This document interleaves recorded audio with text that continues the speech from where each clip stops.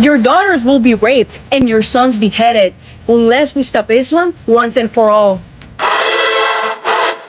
America जैसे देश में जहां हर कोई अपनी आजादी और पहचान की बात करता है, वहां अचानक एक ऐसी घटना घटती है जो हर किसी को सोचने पर मजबूर कर देती है। टेक्सास से एक महिला सामने आती है। नाम है वेलेंटीना गोमेज। उसने बिना किसी डर के कहा कि इस्लाम अमेरिका के लिए खतरा है और उसने कुरान को आग लगाकर दुनिया भर में हड़कंप मचा दिया। सोचिए, वो सिर्फ एक महिला है, ना कोई बड़ा नेता, ना कोई संस्था, फिर भी उसकी आवाज इतनी तेज कि अरब देशों में गुस्से की लहर दौड़ गई। सवाल यह है कि क्या ये सिर्फ एक व्यक्तिगत विरोध है या इसके पीछे छुपा है कुछ और बड़ा? क्या आने वाले कुछ दशकों में दुनिया की सरकारें मुसलमानों के हाथ में चली जाएंगी? क्या हमारी संस्कृति, हमारी पहचान, हमारी आजादी धीरे धीरे मिटती जाएगी? अगर आप ये जानना चाहती हैं कि वेलेंटीना की ये लड़ाई असल में किस तरफ इशारा कर रही है और क्यों उसका कहना पूरी दुनिया के लिए एक चेतावनी है, तो आगे सुनिए, क्योंकि जो कुछ हो रहा है वो शायद आने वाले समय की सबसे बड़ी कहानी बनने वाला है। आपको खुद तय करना है, क्या हम जागेंगे या सब खो देंगे। वेलेंटीना गोमेज का नाम सुनते ही आजकल अमेरिका और अरब देशों दोनों में हलचल मच जाती है। वजह सिर्फ इतनी नहीं कि उसने कुरान जला दिया, बल्कि वजह यही है कि उसने दुनिया के सामने एक ऐसा सवाल खड़ा कर दिया है जिसे नजरअंदाज करना अब नामुमकिन हो गया है। उसने कहा कि मुसलमानों की आबादी इतनी तेजी से बढ़ रही है कि आने वाले दशकों में सरकारें उनके हाथ में चली जाएंगी। अब यह सिर्फ एक बयान नहीं है, बल्कि एक हकीकत है जो कई देशों में पहले ही हो चुकी है। सोचिए, यूनाइटेड किंगडम को ले, वहां मुसलमानों की आबादी धीरे धीरे बढ़ी और अब वहां शरिया कानून लागू करने की मांग हो रही है। कुछ जगहों पर तो ईसाई लड़कियों को निशाना बनाकर बलात्कार गैंग चलाए गए। वेलेंटीना यही कहती हैं कि अगर ये सब वहां हो सकता है तो अमेरिका में क्यों नहीं? अमेरिका में भी मुस्लिम प्रवासियों की संख्या लगातार बढ़ रही है। हर नया प्रवासी वहां बसता है, बच्चे पैदा करता है और वोट बैंक मजबूत करता है। इसका नतीजा क्या है? धीरे धीरे राजनीति उनकी ओर झुकती है और समाज बदलने लगता है। अब देखिए, वेलेंटीना खुद को सिर्फ एक राजनीतिज्ञ नहीं मानती, बल्कि अमेरिका की रक्षक कहती हैं। उनका सफर भी आसान नहीं रहा। कोलंबिया से 2009 में अमेरिका आई, रियल एस्टेट में काम किया और फिर राजनीति में उतरी। 2024 में मिसौरी से चुनाव लड़ा, लेकिन हार गई। हार के बाद भी उन्होंने हार नहीं मानी। अब वो टेक्सास के 31वें कांग्रेशनल डिस्ट्रिक्ट से चुनाव लड़ रही हैं और उनका एजेंडा साफ है, इस्लाम के फैलाव को रोकना। कहानी यही खत्म नहीं होती। हाल ही में वेलेंटीना ने फ्लेम थ्रोअर से कुरान जलाया और कहा कि मुसलमानों को उन 67 मुस्लिम देशों में रहना चाहिए, अमेरिका में नहीं। ये बयान सिर्फ अमेरिका में ही नहीं, पूरी दुनिया में आग की तरह फैल गया। अरब देशों में इसे इस्लाम पर हमला कहा गया। लेकिन सवाल यह है कि क्या वेलेंटीना सिर्फ नफरत फैला रही हैं या एक चेतावनी दे रही हैं? देखिए, आबादी का खेल बहुत गहरा है। जब किसी समाज की आबादी धीरे धीरे बदलती है तो उसके साथ संस्कृति, राजनीति और कानून सब बदल जाते हैं। लिबनान इसका सबसे बड़ा उदाहरण है। एक समय था जब वहां ईसाई बहुमत में थे, लेकिन धीरे धीरे मुसलमानों की संख्या बढ़ती गई और अब हालात पलट चुके हैं। सरकारें उनके हाथ में हैं और समाज पूरी तरह बदल गया है। यही डर यूरोप को भी सताता है। फ्रांस, जर्मनी और स्वीडन जैसे देशों में मुस्लिम आबादी इतनी बढ़ गई है कि शहरों का चेहरा बदल गया है। अब सोचिए कि अगर यही अमेरिका में हुआ तो क्या होगा? अमेरिका जो खुद को आज़ादी और लोकतंत्र का प्रतीक मानता है, वहां अगर शरिया कानून लागू होने लगे तो क्या बच पाएगा? यही वेलेंटीना का सवाल है। हाल ही में एक चटपटी खबर सामने आई। फेडरल ब्यूरो ऑफ इन्वेस्टिगेशन यानी FBI ने वेलेंटीना को फोन करके चेतावनी दी कि उसकी जान को खतरा है। कुरान जलाने के बाद उसे मारने की धमकियां मिल रही हैं। अब सोचिए, एक महिला सिर्फ अपनी राय रख रही है और उसके बदले उसे मौत की धमकी दी जा रही है। अगर कोई बाइबल जला दे तो क्या ईसाई ऐसा करेंगे? वेलेंटीना कहती है कि नहीं। तो फिर मुसलमानों का इतना आक्रोश क्यों? ये सवाल हमें सोचने पर मजबूर करता है कि जब वो संख्या में कम है तब भी इतना दबाव बना सकते हैं, तो अगर वो बहुमत में आ गए तो क्या होगा? क्या गैर मुस्लिमों को बोलने का हक भी रहेगा या फिर सबको चुप करा दिया जाएगा? दोस्तों, आपको याद होगा इटली की प्रधानमंत्री जॉर्जिया मेलोनी, उन्होंने भी यही कहा था कि यूरोप में मुस्लिम प्रवासियों को रोका जाए वरना संस्कृति खत्म हो जाएगी। उन्होंने सख्त नीतियां बनाई और चुनाव जीता। अब इटली में नियम कड़े हैं। वेलेंटीना उसी रास्ते पर चल रही हैं। फर्क इतना है कि वो अकेली खड़ी हैं और पूरी इस्लामी दुनिया उनके खिलाफ है। लेकिन सवाल यह है कि क्या उनकी आवाज सुनी जाएगी? अमेरिका की जनता क्या मान लेगी कि आबादी का ये खेल असली खतरा है या फिर इसे नफरत की राजनीति कहकर नजरअंदाज कर दिया जाएगा? वेलेंटीना कहती हैं कि अगर अब नहीं जागे तो आने वाले दशकों में अमेरिका उन देशों जैसा हो जाएगा जहां मुसलमान बहुमत में है, और वहां गैर मुस्लिमों का क्या हाल है ये किसी से छुपा नहीं है। शरिया कानून, महिलाओं पर पाबंदियां और अल्पसंख्यकों पर दबाव, ये सब इतिहास नहीं, आज का सच है। अब एक और उदाहरण देखिए, इंडोनेशिया, जहां कभी हिंदू बौद्ध संस्कृति थी, लेकिन आबादी के बदलने से अब वो पूरी तरह इस्लामी देश है। इसी प्रक्रिया से कई और जगहों पर हुआ। दोस्तों, यही वजह है कि वेलेंटीना का विरोध इतना जोर पकड़ रहा है, क्योंकि ये सिर्फ अमेरिका की नहीं, पूरी दुनिया की लड़ाई है। क्या हम अपनी पहचान बचा पाएंगे?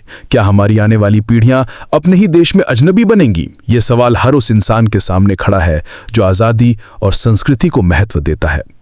और अब सबसे बड़ा सवाल यही है कि क्या वेलेंटीना जैसी आवाजें समय रहते सुनी जाएंगी, या फिर बहुत देर हो जाएगी और सब बदल चुका होगा। ये खतरा सिर्फ भविष्य की कल्पना नहीं, बल्कि आज की हकीकत है।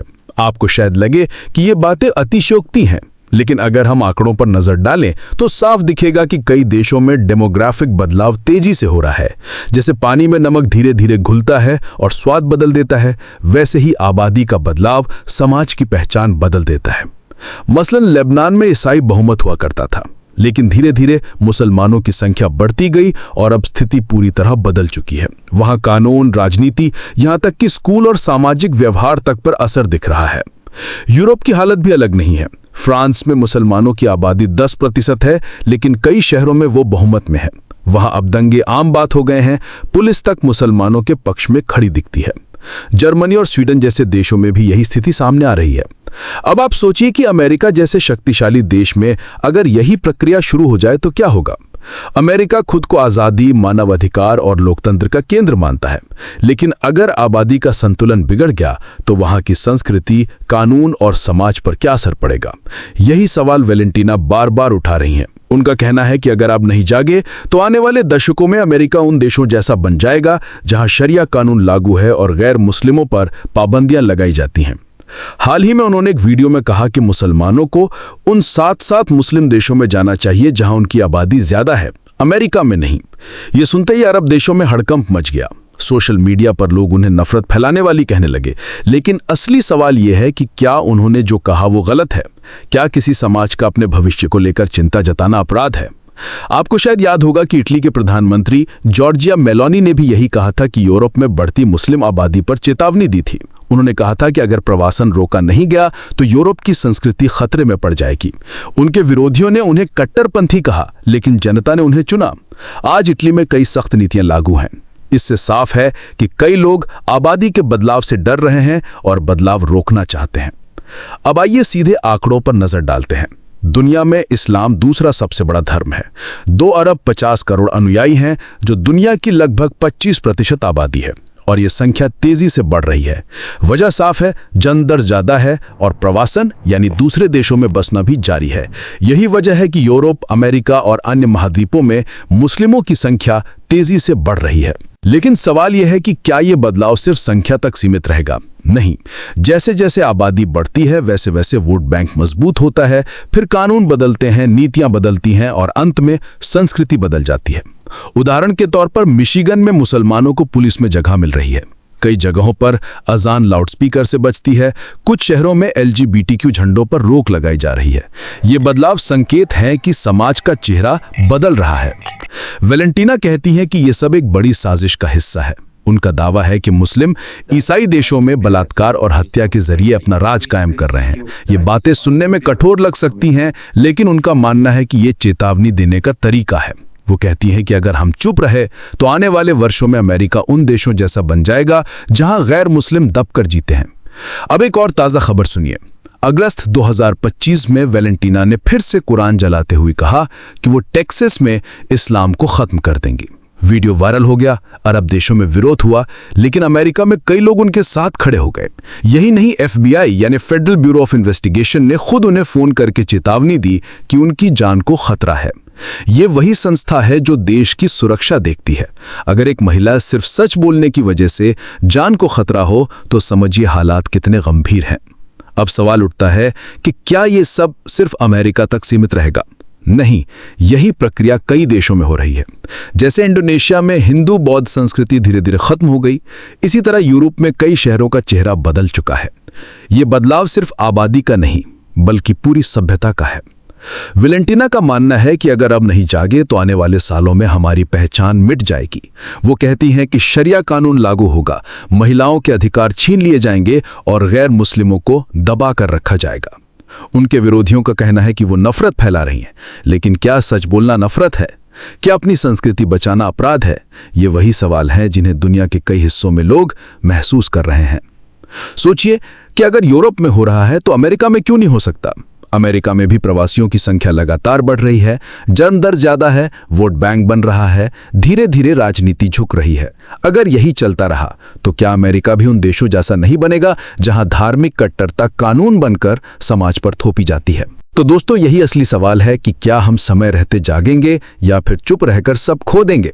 वेलेंटिना अकेली नहीं है, उसके साथ वो सभी लोग हैं जो अपनी संस्कृति और पहचान को बचाना चाहते हैं।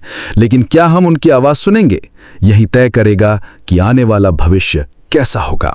स्टोरी प्ले की वीडियो समाज को समर्पित है। आप इन्हें डाउनलोड करके जैसे चाहें इस्तेमाल कर सकते हैं। चाहें तो आप हमारे टेलीग्राम चैनल से जुड़ सकते हैं, वहां सारे नए पुराने वीडियो आपको मिल जाएंगे। हमारे सोशल मीडिया लिंक हर वीडियो के डिस्क्रिप्शन में होते हैं। हमारा एकमात्र उद्देश्य हिंदू समाज को जागृत और एकजुट करना है। इसमें सहभागी बने और हां, चैनल को सब्सक्राइब और वीडियो को लाइक करना ना भूलें। हर हर महादेव।